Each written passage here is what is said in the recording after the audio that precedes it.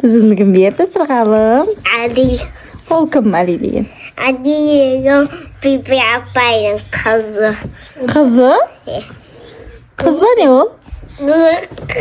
Онда? Олы. Ұлы? Не үшін берді ол саған жүзді?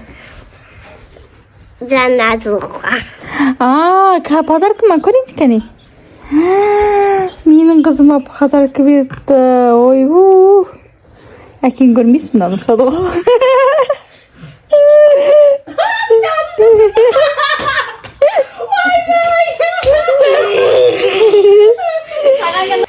Садиктегі папалардың бәріне түсіп берді ма Али?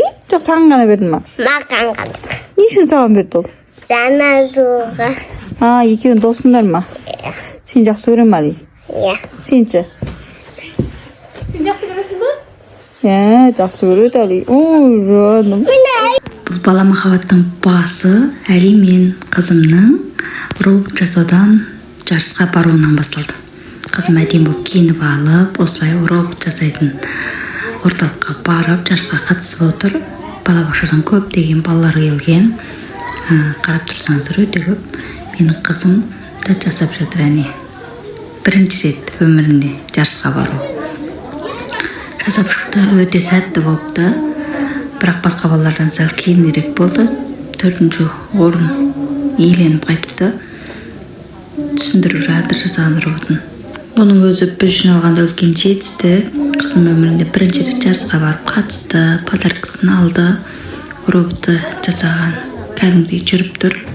Өте сәтті шықты. Мен қызым үшін және қасындағы Али балапан үшін мақтанамын. Сырғалым мен Али екеуі робот жасап үйреніп жүргендеріне көп болмады. Әсіресе бір ай ғана уақыт болған шығар. Соның өзінде садиктегі басқа балалардан озып, екеуі осылай жарысқа барып жатыр.